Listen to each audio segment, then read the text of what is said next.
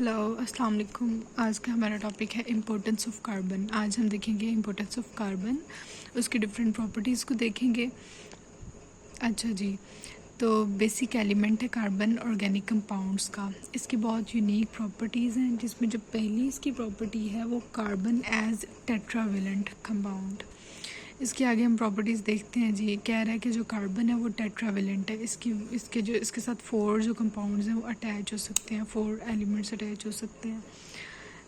Forms covalent bond, ये covalent bond बनाती है अपने बाकी के जो 4 पार्ट्स होते हैं, जहाँ 4 और डिफरेंट एलिमेंट्स अटैच हो सकते हैं, उनको ये कोवलेंट बॉन्ड की हेल्प से अटैच करती है, कार्बन अटैच करता है। Covalent bond is form by sharing of electrons. और कोवलेंट बॉन्ड कैसे बनता है? इलेक्ट्रॉन को शेयर करने से। यानी कार्बन अपना, इसकी वैलेंसी 4 है, तो ये अपना एक जो इलेक्ट्रॉन होगा वो शेयर करेगा दूसरे के साथ, दूसरा जो भी इसके साथ अटैच होगा। इसी तरह ये एक एक इलेक्ट्रॉन जो है अपने साथ अटैच होने वाले कंपाउंड को के साथ शेयर करेगा। नेक्स्ट, कंबाइंस विद 4 एटम्स और रेडिकल्स। ये 4 एटम्स या रेडिकल्स के साथ कंबाइन हो सकता है। These 4 bonds are arrange symmetrically and form a tetrahedron structure.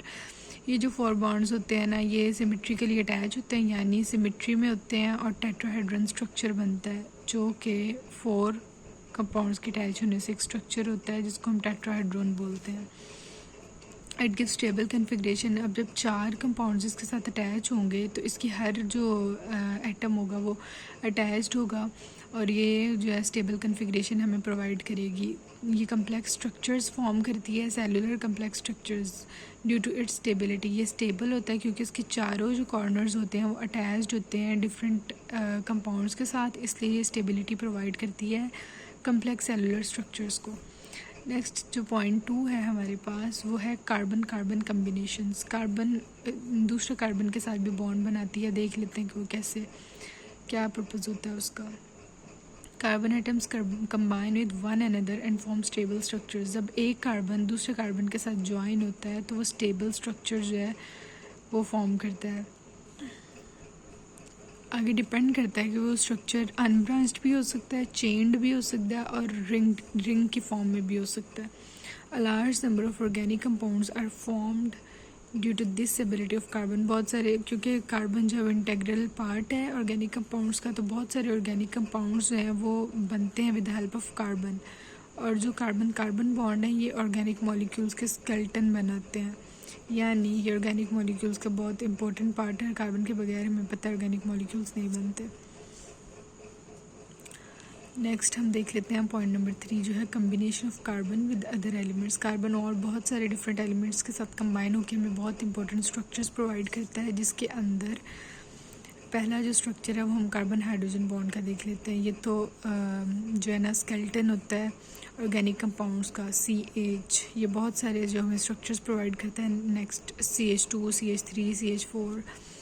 तो कह रहा है CH bond is a source of energy for cellular activities. बहुत सारी सेलुलर एक्टिविटीज़ के लिए हमें कार्बन हाइड्रोजन बॉन्ड की ज़रूरत होती है, और ये हमें एनर्जी प्रोवाइड करता है। सेकंड जो है वो कह रहा है glycosidic linkage. Carbon oxygen association forms glycosidic linkage in carbohydrates. Carbohydrates के अंदर कार्बन और हाइड्रोजन जो है वो ग्लाइकोसिडिक लिंकेज के थ्रू ज्वाइन होती हैं, यानी कार्बोहाइड्रेट्स हैं ये, और उनमें कार्बन और जो ऑक्सीजन है वो आपस में जुड़ती हैं with the help of glycosidic linkage. So carbohydrates are stable compounds due to the presence of carbon. जो कार्बोहाइड्रेट्स हैं वो स्टेबल कंपाउंड्स हैं। जो नेक्स्ट थर्ड कम्बिनेशन है कार्बन के कंपाउंड्स का, वो है पेप्टाइड बॉन्ड्स। जो ये पेप्टाइड बॉन्ड्स बनाता है। Carbon combines with nitrogen in amino acid linkage. Amino acid linkage में जो कार्बन होता है वो नाइट्रोजन के साथ कंबाइन होता है। The bond formed between 2 amino acids is called peptide bond. अच्छा, तो हमें पता है कि जो अमाइनो एसिड्स के दरमियान में बॉन्ड होता है उसको हम पेप्टाइड बॉन्ड बोलते हैं। और जितने भी प्रोटीन्स होते हैं वो बनते हैं with the help of peptide bond. सारे प्रोटीन्स क्योंकि अमाइनो एसिड कंबाइन होंगे with the help of peptide bond, तो अमाइनो एसिड के जुड़ने से प्रोटीन्स बनेंगे। Proteins have different structures and functions. Proteins के डिफरेंट स्ट्रक्चर होते हैं, फंक्शन होते हैं, और ये सेल के अंदर बहुत इंपॉर्टेंट रोल्स प्ले करते हैं। नेक्स्ट जो हमारे पास 4th पॉइंट है कार्बन का, वो है large organic molecules of carbon. Carbon के बहुत सारे लार्ज ऑर्गेनिक मॉलिक्यूल्स होते हैं जिनको हम मैक्रो मॉलिक्यूल्स बोलते हैं। इसके अंदर एग्जांपल्स हैं सेलुलोज की, फैट की, प्रोटीन वगैरह की। ये लार्ज ऑर्गेनिक मॉलिक्यूल्स होते हैं और ये इनसॉल्युबल होते हैं वाटर के अंदर। They form many structures of cell के बहुत सारे स्ट्रक्चर्स हैं वो कार्बन मॉलिक्यूल्स बनाते हैं। Carbon organic molecules, large organic molecules, they also act as storage compound के तौर पे भी एक्ट करते हैं। The break and release small molecules like glucose which provide energy to the body. जो लार्जर मॉलिक्यूल्स होते हैं ना, उनकी ब्रेक डाउन होती है और ब्रेक डाउन से हमें ग्लूकोज मिलता है, एनर्जी मिलती है बॉडी को, और बॉडी अपने फंक्शंस प्रॉपर्ली परफॉर्म करती है with the help of that energy. अब नेक्स्ट जो लास्ट पॉइंट है हमारे पास वो है small organic molecules of carbon, जिनको माइक्रो मॉलिक्यूल्स भी बोलते हैं। अब माइक्रो मॉलिक्यूल्स में जो एग्जांपल्स हैं वो है ग्लूकोज की, हमारे पास अमाइनो एसिड्स की, फैटी एसिड्स की, ये स्मॉल ऑर्गेनिक मॉलिक्यूल्स हैं।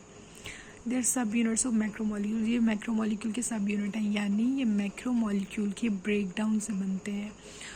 Some small molecules are unstable, कुछ स्मॉल मॉलिक्यूल्स ऐसे होते हैं जो अनस्टेबल होते हैं, जैसे कार्बन के जो मैक्रो मॉलिक्यूल्स होते हैं वो स्टेबल होते हैं हमेशा, लेकिन कुछ स्मॉलर मॉलिक्यूल्स अनस्टेबल होते हैं। They break and release energy, for example ATP. अच्छा, ये मॉलिक्यूल्स टूटते हैं और इनके टूटने से एनर्जी रिलीज़ होती है, जैसे एटीपी के टूटने से हमें एनर्जी मिलती है। नेक्स्ट जो हमारे पास पॉइंट है वो है such substances are immediate source of energy for cellular metabolism. ये इमीडिएट सोर्स ऑफ एनर्जी होते हैं मेटाबॉलिज्म के लिए। जैसे ही सेल में एक पॉइंट पे हमें एनर्जी चाहिए तो एटीपी वहाँ फ़ौरन ब्रेक होकर एनर्जी प्रोवाइड करती है और हमारी वो जो रिक्वायरमेंट होती है उसको पूरा करती है। बस आज का यही टॉपिक था, छोटा सा टॉपिक था। होप्स आप लोगों को समझ आ गई होगी। अगर कोई इशू है तो आप लोग प्लीज़ कमेंट सेक्शन में पूछें और चैनल को लाजमी सब्सक्राइब कर दें। Thank you so much. अल्लाह हाफिज़।